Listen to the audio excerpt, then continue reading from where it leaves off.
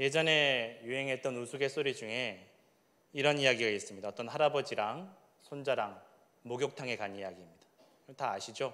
한 번쯤은 들어보셨을 텐데, 할아버지가 김이 모락모락 나는 온탕에 들어가시면서 아 시원하다 이러니까 손자가 도저히 이해를 못하는 거예요. 뜨거워 보이는데, 김이 모락모락 나는 게 분명히 뜨거워 보이는데 할아버지가 시원하다고 하니까 할아버지 정말 시원하시냐고. 정말 시원하지. 알았어요. 그러면 나도 들어가 볼게요. 그러고 손자가 들어갔는데 어떻게 됐습니까? 뜨거 하면서 나온 거예요. 그러면서 하는 말이 정말 세상에 믿을 사람 하나도 없네 라고 했다라는 것입니다. 똑같은 일을 경험을 해도, 똑같은 사건을 겪어도 사람마다 받아들이는 게 다 다를 수 있습니다. 이 할아버지가 손자에게 거짓말한 건 아니잖아요. 아시지 않습니까? 이걸 모르시는 젊은 분들도 있을 수 있겠지만, 이제 연세가 드시고 좀 시간이 흘러가고 어른이 되면 이 온탕에 들어가면서 시원하다라고 하는 말이 무슨 뜻인지를 알게 된다는 것입니다. 아이들은 모르는 거예요. 아이들에게는 이 시원하다라는 말이 그냥 차갑다라는 말밖에 그 뜻을 알지 못하니까 도대체 왜 어른들이 할아버지가 저 뜨거운 물에 들어가면서 시원하다고 하는지 깨닫지를 못하는 것입니다. 사람들이 다 그렇습니다. 똑같은 일을 경험을 해도 내가 그것을 이해할 수 있는, 받아들일 수 있는 준비가 되어 있지 않으면 아무리 좋은 것도 또 선한 것도 받아들여지지 않고 나쁘게만 느껴질 때가 있다는 것입니다.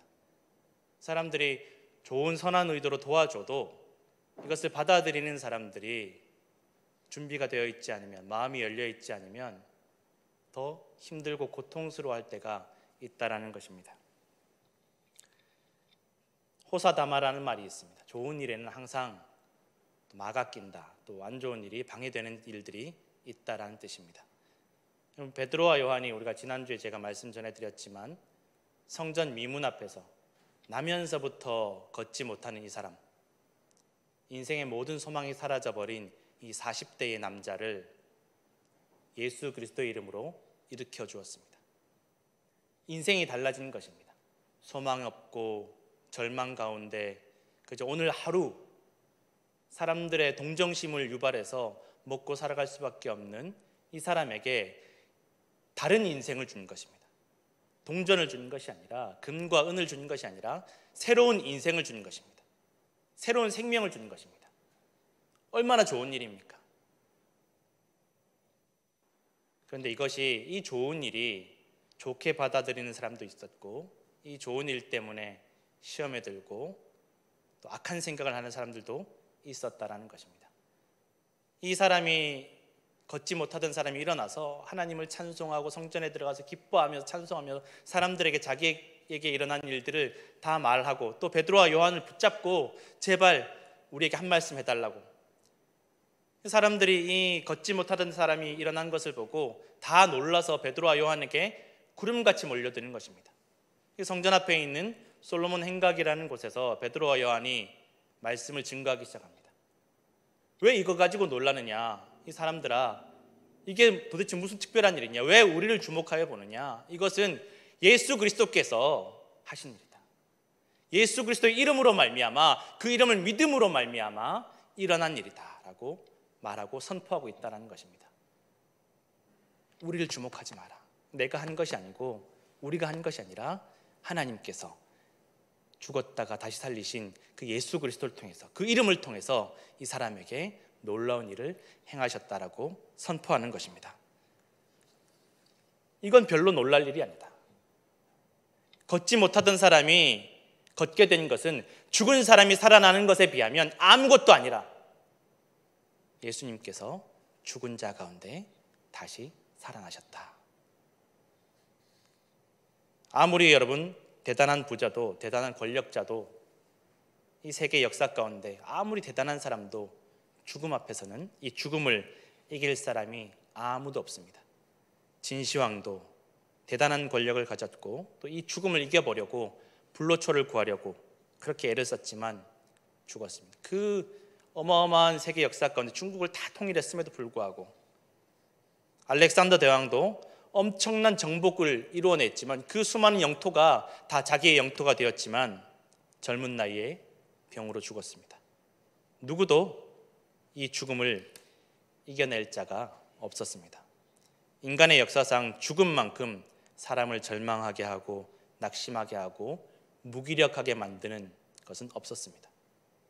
돈도 명예도 인기도 재물도 그 무엇도 이 죽음을 이기지 못했습니다. 그러나 인간의 역사 가운데 이 죽음을, 사망을 이기신 분은 오직 예수 그리스도 한 분밖에 없었음을 여러분 기억하시기를 부탁드립니다. 모든 절망도 그 어떠한 놀라운 일들도 예수님께서 다시 살아나신 일에 비하면 아무것도 아니라는 것입니다. 죽음에서 다시 살아나신 분이 못하실 일이 무엇이 있겠습니까? 이 천지를 창조하신 하나님께서 능치 못하실 일이 무엇이 있겠습니까? 우리가 이것을 믿고 오늘도 예배하고 하나님께 나오는 줄로 믿습니다. 하나님 안에는 능치 못할 일이 없습니다. 세상이 다 안 된다라고 할지라도, 소망이 없다 할지라도, 야, 너 끝났어. 내 인생 끝났어. 희망이 없어. 소망이 없어. 난 이제 그냥 죽는 날만 기다리고 숨만 쉬고 있는 거야. 세상이 다 손가락질 할지라도, 멸시할지라도, 야, 저 집안은 안 돼, 저 사람은 안 돼라고 할지라도 하나님 안에서, 예수 그리스도 안에서, 예수 그리스도의 이름으로 말미암아 새 생명을, 새 인생을 살게 될 줄로 믿으시기를 부탁드립니다. 이 베드로가 설교하는 것입니다. 너희가 십자가에 못 박아 죽인 그 예수님을 하나님께서 다시 살리셨다. 십자가에 못 박아 죽이라고 그렇게 소리 지르던 그 예수님을, 기어이 십자가에 못 박아 죽였던 그 예수님을 하나님께서 다시 살리셨고, 회개하고 하나님께 죄사함을 얻으면 너희가 새 생명을 살 것이다. 새 인생을 살 것이다. 아브라함에게 약속하신 땅의 모든 족속이 복을 받는 일이 예수 그리스도를 통해서, 예수 그리스도의 이름을 통해서 이루어질 것이라고 설교하는 것입니다. 이렇게 베드로가 담대하게 설교합니다. 여러분, 이게 사실은 베드로의 이 모습조차도 낯선 모습입니다. 얼마나 베드로가 예수님과 관련 있는 사람으로 비춰질까 봐 두려워했습니까? 야, 내가 저 예수라는 사람과 관련이 있으면 내가 저주를 받을 거야 라고 3번이나 부인했던 사람이 베드로였습니다.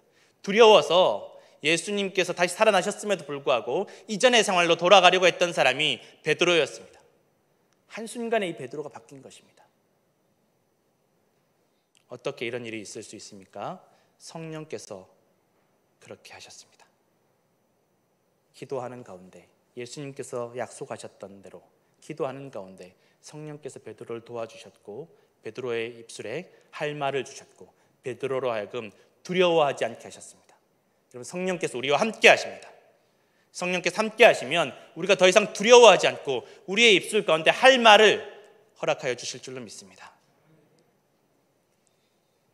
이렇게 베드로가 담대하게, 더 이상 두려워하지 않고 담대하게 말씀을 전할 때, 복음을 전할 때 성경에는 보면 제사장들과 성전 맡은 자들과 사두개인들이 와서 베드로와 요한을 감옥에 가두었다라고 성경에는 기록되어 있습니다. 이때 제사장들과 성전 맡은 사람들과 사두개인들이 어떠한 사람들입니까? 예수님께서 성전을 다 뒤집어 엎으실 때 무엇 때문에 엎으셨습니까? 이 제사장들은 성전에서 하나님을 예배하고 하나님을 기억해야 하면 되는 이 성전에서 하나님께 드리는 제사를 이용해서 자신들의 돈벌이를 하던 사람들이었습니다.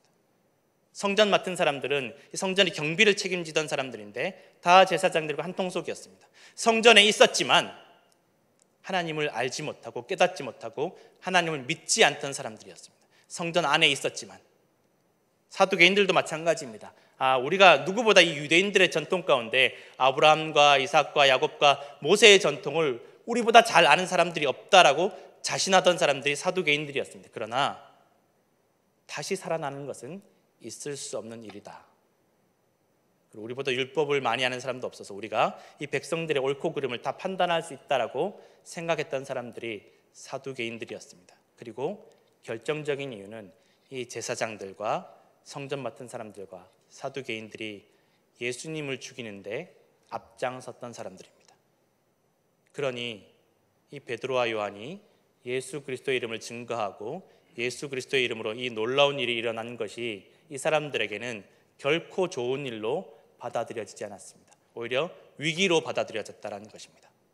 분명히 좋은 일이었음에도 불구하고, 선한 일이었음에도 불구하고 이 사람들에게는 이것이 자신들이 그동안 쌓아왔던 모든 것들을 무너뜨릴 수밖에 없는 위기로, 위험한 일들로 다가와서 이 베드로와 요한을 어떻게든 잡아가두고 이 일들을 어떻게든 덮으려고 애를 썼던 사람들이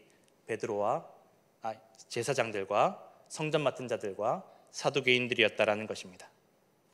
어떻게든 덮어야만 합니다. 여러분, 성전 안에 있었지만, 내가 하나님 섬긴다라고 얘기하지만, 누구보다 잘 믿어왔다고 자부했지만, 이 제사장들도, 성전 맡은 사람들도, 또 사두개인들도 성전 앞에서 나면서부터 걷지 못한 채로 하나님을 바라보지 못하고 하나님을 믿지 못하고 한 푼의 돈을 바라보면서 살아야만 하는 이 사람의 인생과 별 다를 바가 없었다라는 것입니다. 하나님 보시기에는 나면서부터 걷지 못해서 성전 앞에서 구걸하는 이 사람이나 제사장들이나 사두개인들이나 성전 맡은 사람들이나 별 차이가 없었다라는 것입니다. 성전에 가까이 있었지만 하나님을 바라보지 못하고 믿지 못하고 하나님의 능력을 의지하지 못하는 것입니다. 그런데 이 제사장들과 성전 맡은 자들과 사두개인들이 베드로와 요한을 잡아가둡니다. 일이 점점 심각해집니다.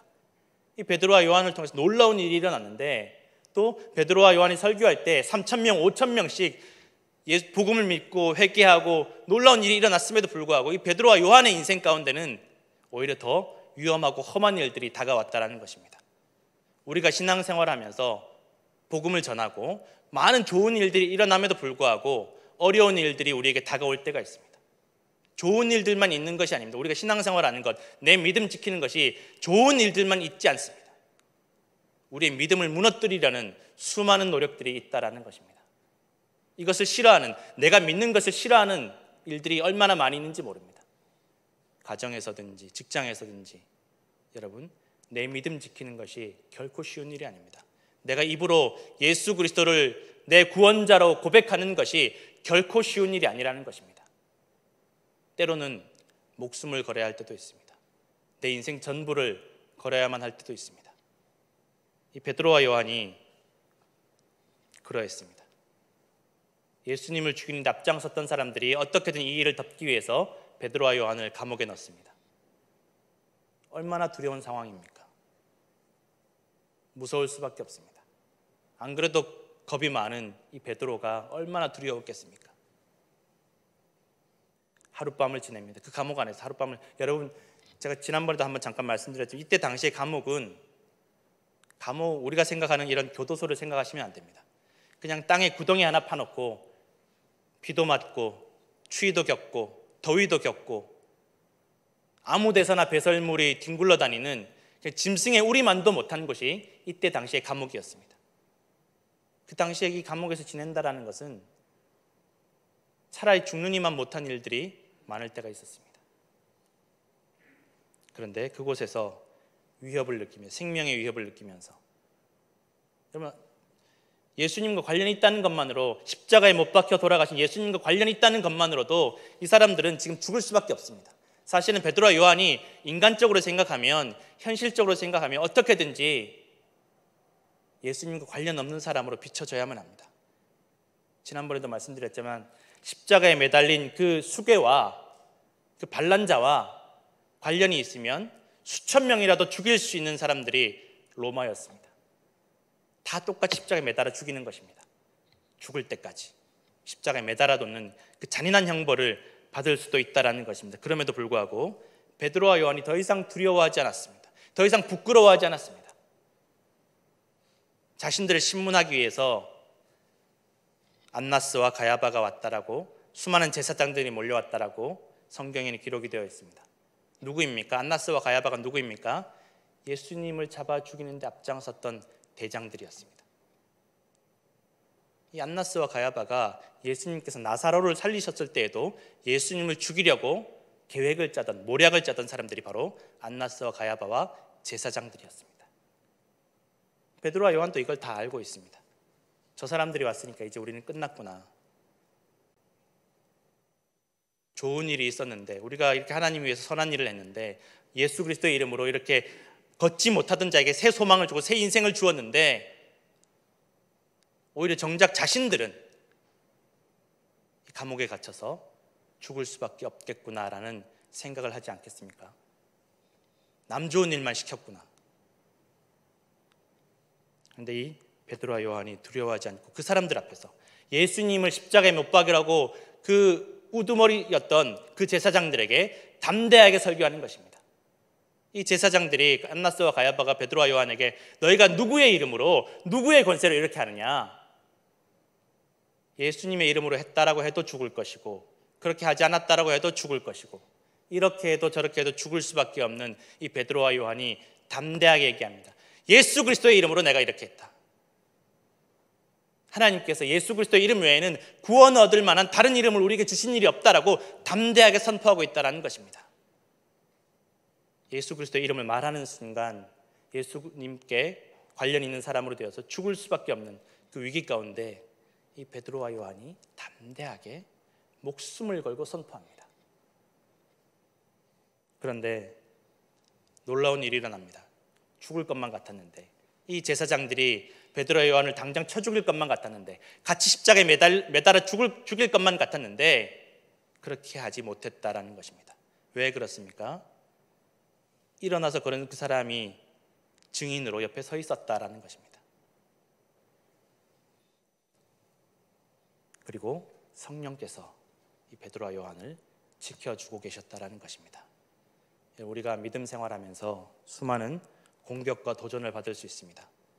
내가 가정 가운데, 직장 가운데, 사회 가운데 나 예수 믿는 사람이다, 예수님께서 나를 구원해 주셨고 나한테 새 인생을 주셨다고 말하고 고백하고 간증하는 것이 얼마나 어렵고 때로는 목숨을 걸어야 할지도 모르겠습니다. 그러나 여러분, 성령께서 우리와 함께 하시면 우리가 두려워하지 않고 더 이상 부끄러워하지 않고 자신 있게 예수 믿는 사람으로 살아갈 수 있음을 믿으시기를 부탁드립니다. 성령께서 우리를 도우십니다. 두려워하지 않게 하시고 할 말을 하게 하시고 또 능력이 나타나게 하시는 줄로 믿습니다. 여러분, 두려워하지 마시기를 바랍니다. 부끄러워하지 마시기를 바랍니다. 예수님께서 우리를 살리시고 우리를 구원하셨고 하나님께서 우리를 반드시 지켜보아해 주실 줄로 믿습니다. 그 믿음으로 여러분들 오늘도 승리하시기를 부탁을 드립니다. 오늘 성령 베드로가 설교하면서 이렇게 말합니다. 건축자들이 버린 돌이 집 모퉁이의 머릿돌이 되었다라고 말하고 있습니다. 여러분, 시편 118편에 있는 말씀입니다. 시편 118편 21절에서 24절까지 말씀을 읽어드리겠습니다. 주께서 내게 응답하시고 나의 구원이 되셨으니 내가 주께 감사하리이다.